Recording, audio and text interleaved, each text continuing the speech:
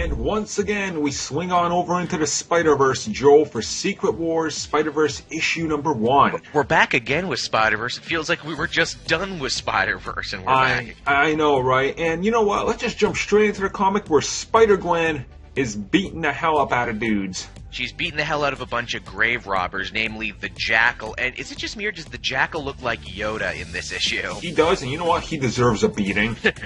Create clones, you must. Go to Camino, you will. That's a terrible Yoda, and I should feel terrible about it. Yes, you should. So this story, man, once again, it is Spider-Verse, which means prepare for Spider-Men. You know, men, plural, all of them. We head on over to the docks, and Bakar Badur, whatever his name is, the Indian Spider-Man, is essentially laying a trap for all the other ones, and we get James Braddock, the British Spider-Man. He comes down. What I love about this is he ends up fighting the Enforcers, but like the original Enforcers. Right. Because Doctor Doom remade the entire universe, he made a New York that is just filled with Spider-Man and Spider-Man characters. And I do love the design of the Indian Spider-Man. He just looks very cool, looks very different, you know? And he laid this trap because, he's feeling drawn to all these other spider people and their pheromones, and he says, we're part of a great web, all of us, we've been tied together. And what's interesting about this is, unlike all the other characters and all of the other Doom Kingdoms in Secret Wars, the spider people, they can actually kind of remember. Question, Joel. Why did Doom decide to remake the universe in his own image but still keep all the heroes around? That's a very, very good question, and something I hope that they will answer at the end of this series. My other thing, too, I think a clever fan, when I posed the question, if Doom is so powerful, why are there Ultron bots and zombies and stuff that could, challenge him? And a fan very cleverly said, well, because Doom wants to be worshipped like a king and a god, so if there's no danger, people won't worship him. Right. That's pretty much it. So, as this keeps going on, we're actually going to, of course, pick back up with Gwen at Oscorp. Yeah, she's trying to get close to Osborn because he's Mayor Osborn of this universe, of this kingdom. And it's funny, everything else we've seen in Secret Wars has operated as like a medieval Game of Thrones place. This is the only one that's actually pretty modern, but it's clear that instead of being Baron Osborn, he's Mayor Osborn, and he runs everything. Right. And Gwen is trying to get close to him, but the crazy thing is she can actually kind of remember her death at his hands. Strange. And so this is like a half revenge, half I gotta find out what's happening to him, and she comes upon a project on one of his computers called Project Sinister 6. But it's not what you think it is. It's 6 other Spider-Men all living in the same city. And, of course, Spider-Ham is there, too. Yup, and I was going to say, when we go to Spider-Ham, we see him. And then we get... Sorry. I know, right? It's like, I should feel bad for you, but every time you show up, Spider-Ham, you're just hilarious, even when you're in pain. And that's where, his story's going to end. And there are some little just backup stories, which we're not really going to touch upon this. It's just a backup that tells you how Spider-Ham got there. Exactly. Spider-Verse, Secret Wars, issue number 2, Joel. We certainly are, and what a cover. I really like that. Gwen Stacy in the rain, in the shadow of Norman Osborn, the man who killed her. Yep, and I love the Spider-Man Noir, because Spider-Man Noir, and he plays into this comic. And speaking of this comic, Joel, let's get right into it with Spider-Pig. Spider-Pig. Okay, I was going to say, can I catch him off guard with that reference? I'm like, wait, you're a Simpson fanatic like I am. Yeah, so. I got it. So Spider-Ham is here being rescued by Gwen. And it's funny, there's a moment here where, of course, Osborn calls in his security, everything, and she has a moment where it's like, okay, do I grab Osborn and get answers to all these questions that I have, the fact that I can remember the world as it was before Doom changed everything, or do I save Spider-Ham's life? Ah, crap, I gotta save Spider-Ham. Gotta do the spider thing, right? Gotta do the spider thing. Actually, this comic, I caught it, I wonder how many other people will catch it, but there is an awesome Dragon Ball reference in here. So anyway, we go to the two hanging out where they're actually... they're interrupted with other Spider-Men. This is, of course, the huge gathering of the ones we've been following, mainly in the last issue, I would say. So yeah, this is the team. They've all found each other now. They go back to totally not the Spider Cave. Yeah, oh yeah, that's pretty funny though. It's they have this cool hangout. Yeah, where you find out that Indian Spider-Man has been doing a bunch of work to try and figure out, why are we all drawn together? Why can we remember what the world was before? What makes us so special? But in what will become annoying in this issue is every time they're about to answer that question, oh, something happened, we can't answer that question. Yeah, here's Cletus Cassidy and Tombstone. Why not? Why are these two working together? Does it matter? It's friggin' Tombstone and Carnage. Why not? Right. And so the team busts in on them, and behold, Spider-Man Noir shows up, and he makes pretty quick work of the guys. I mean, he has like a sonic blast gun thing that he attacks Carnage with. Because as he puts it there, it's like, you kids is all wet around the gills. I've been following these two forever. I've been watching the gang war. We should all team up. And actually, it's funny. When he meets Indian Spider-Man, he calls him a Swami and says, oh yeah, you live above the Chinaman, don't you? And it's like, oh wow, people were racist in the 1920s. Oh, good stuff. And you figure, man, this Spider-Man team is totally overpowered. Who could possibly threaten them? Well, here comes a certain amount of people here, and I think there's 6 of them, Joel. You could say that they're sinister. Well, actually, there's only 5 of them. But yeah, they're bad. The 5 bad dudes. I certainly am, and by judging from that cover, it's going to be pretty explosive. Well, let's judge by what's inside the comic, man. As we get on, we of course pick up with them Sinister 6 over here. They're so sinister, and hey, I totally see Vulture this time, guys. I totally count that there's 6 of them and not 5. And they're going to take on 6 different versions of Spider-Man. So, which I guess we can officially call these guys the Web Warriors now, because it's been announced these guys are all going to be getting their own team book, and they are going to be called the Web Warriors. Right. So, all right. Much like the cartoon. Yeah, exactly. So the Web Warriors are going to battle out with these, I guess, foes here, and what I dig about this is that, we listen to the Braddock Spider-Man, the Captain Britain Spider-Man, and he's like, you know what? The Secret 6, they might be dumb. These guys might have some pretty low IQs and a great losing record, but you know what? They've been battle-forged together, so they're actually more of a team than we are. It's true, and they actually do a pretty good job considering they messed them up.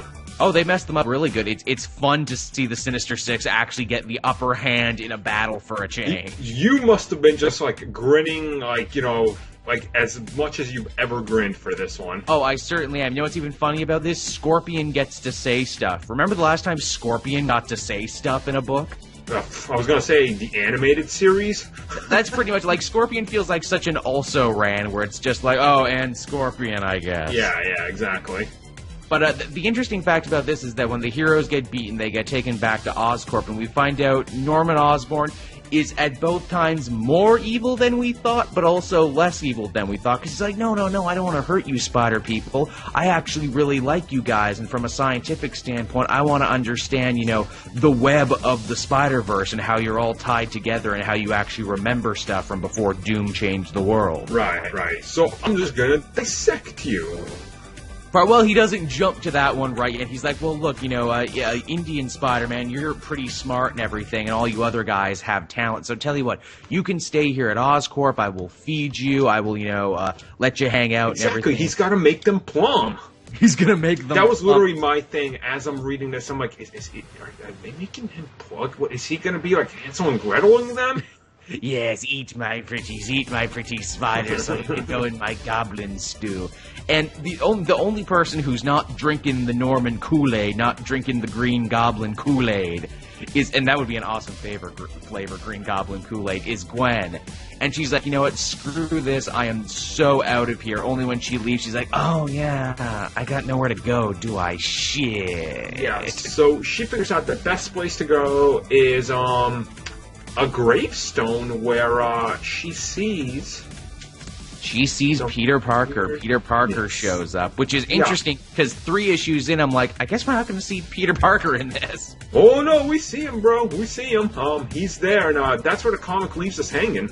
Yes, and again, it's like an ending that leaves so many more questions than answers, because it's like, okay, if Peter Parker is here now, where has he been? And they kind of imply that he's retired in this world, in this realm, which makes me think, okay, Did he retire with MJ and the Kid? Because they keep pushing MJ and the Kid, not just in Renew Your Vows, but in Civil War, which we also reviewed this week. Right, exactly. It's been a while, hasn't it? It feels like it's been forever since the last issue came out. I had to actually stop and try and remember what happened. Right. And also, let's talk about misleading covers here for a second. Oh, yeah. Your favorite boy is featured prominently here on the cover, the Jackal, or at least I assume that's the Jackal. Not only does the Jackal not appear in this comic, he is not even mentioned. Yeah, no, and who is the goddamn Kool-Aid Man style Venom popping out of the woods. Yeah, we gonna get you, oh yeah. So yeah, Venom has ambushed Spider-Gwen and Peter at the graveyard from last issue. And as we quickly find out, this Peter Parker is unlike any of the other Spider people we've seen. This Peter Parker has no powers. He got out of all the multiverses, he got the shitty, luck of the draw, so... Well, he says he has powers, but he lost them and that it's a long story. What I also find interesting is that he talks about living with his wife and daughter. So this is now the third universe in Secret Wars that we've seen that the marriage is still intact in. I find that interesting, where it's like, hey, it's not just in Renew Your Vows, it's in Civil Wars and this one as well. And you're married, and you're still married. Yeah, I know, right? Crazy. So yeah, they fight it out with Venom, and back with the rest of the team, who, honestly, as time goes on, I've kind of gotten less and less interested in what they're doing. Yeah, I don't even care what they're doing. Which is unfortunate for what's supposed to ostensibly be a teen book in Spider-Verse. You know, they talk about science and they talk about the web, and Dr. Richard Storm shows up. That was pretty cool. Which is interesting. It's cool to see. But Sue's dad, Richards, that guy, he shows up for a second. What happens is I feel like the writers of the comic are getting bored with them, because quickly they just shift back over to the fight. Yeah, and we get such an awesome bit here where Gwen's like, okay, I've never fought a Venom before in my world. What's he weak against? Sound? Oh, you don't say, I'm a musician in my world. I think I know what She goes the Who on him. She turns up a guitar amp all the way to 11 and then defeats him with the power of rock. They should have put in she was playing the Power of Love in there just because. So good. Done and I love the whole blast back with Marty. That would have been great. Don't need money, And what I love, too, at the end of it is that this is like old Eddie Brock who is in the costume. This is like the Eddie Brock with the big blonde high fade. Right. And so, obviously, Peter tells Gwen what she's wanted to hear from issue 1, and that is that, yes, you can't trust Norman Osborn. He's evil, he killed you, he's gonna kill all your friends too once he gets a chance. And Peter actually kind of starts baiting him by sending him a text message on top of the bridge where Gwen Stacy was killed, with a sign basically saying, "Come get me, you son of a bitch." and Norman, who so far has, been playing the good guy and playing cool, this just causes him to freak the fuck out. Yeah, well, I like it when he, strolls right into the place. It's like, oh, look, all the criminals are just kind of hanging out. I love that. They work for him, and this is like their lounge area. They're playing video games and reading books and just chilling. And Kraven's like, so what do we do, boss? Do we take the Humvees? Do we take the APCs? And Norman's like, no, I'm going to take my glider. Yeah. And of course, the big reveal, too, is we find out that, yes, Norman Osborn has been using the Spider People. He's siphoning off the web energy that they've been working on because he wants to use that power to overthrow God King Doom. Final issue of the Spider-Verse Secret Wars. Yep, the final tie-in, the 5th issue. And I gotta say, that's a pretty strong cover they got right here of the entire team united together, all standing around. That's a good look. It's a good look.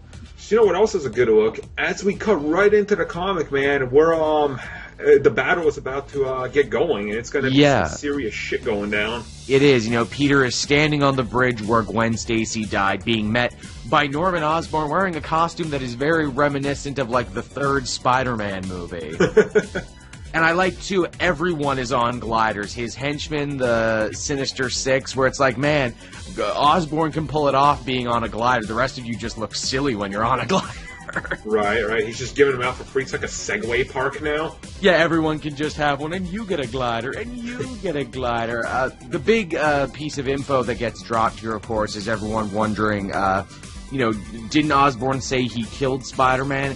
He did, but as we find out, that was the clone. It was Ben Reilly that he killed. Ben Reilly had been running around as Spider-Man after Peter Parker retired. Yep.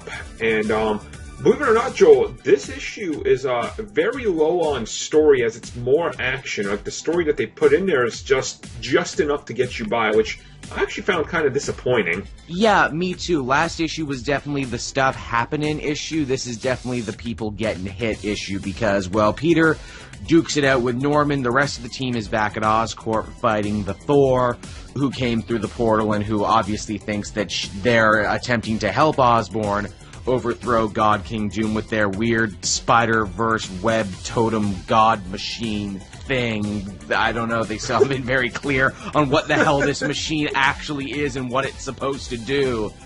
But, yeah, so they fight a losing battle against the Thor. And Spider-Ham actually has a pretty funny moment where he's like, hey, I'm a cartoon, you can hit me as hard as you want and I won't get hurt or die. Now, what did you think at one point, obviously, when Osborn goes into, like, the mind machine, right? I start thinking to myself, oh, no, they're going to Superior Spider-Man the hell out of this one. That'd be funny if they did. No, essentially what they did is Peter plugs the Thor into the machine, and they more or less give Norman brain damage. Yeah. Which, what a hero thing to do. What a face thing to do. Give your opponent irreversible brain damage. And their justification is like, he's Norman. He was crazy anyway. Yeah? Oh, justified.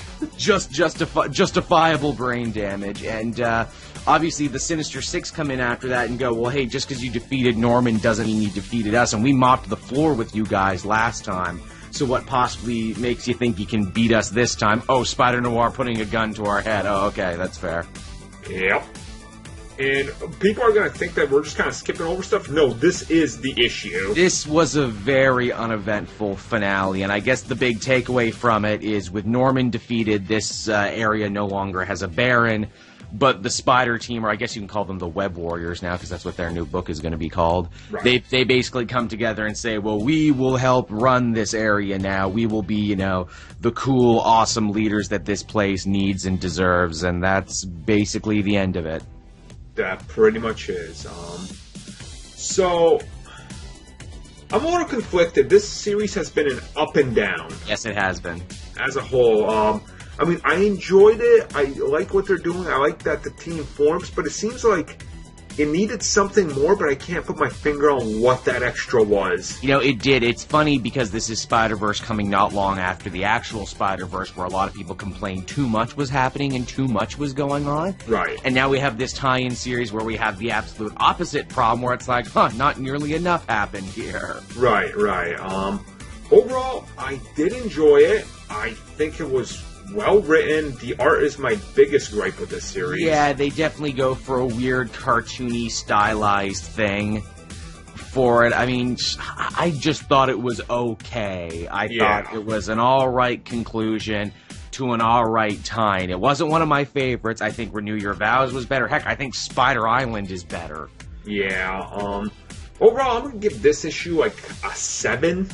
I would go like 6.5. I weirdly liked it less than you, which is funny because I was defending it harder in the beginning. Maybe I was that much more disappointed. It just felt like to me everything was wrapped up too neat and too tidy and too clean at the end of it.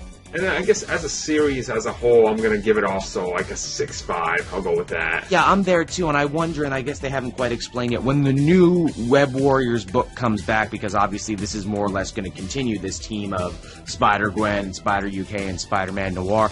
Is it going to pick up from here, or is it going to pick up from a new universe? Because, I mean, if that was the status quo where it's like, hey, watch the Web Warriors try and rebuild this universe in the wake of the loss of Norman Osborn, I would be all for that. Right. I guess we'll have to find out, much like everything else with Secret Wars. True. But hey, we'll find out sooner than we think, I guess. Hey guys, Joel here reminding you that this video was made possible thanks to our many great patrons. If you want to become a patron and get exclusive comic book cast content, then click the Patreon link below and see how you can help us bring you the content you've come to love. Every little bit helps, and thanks for listening.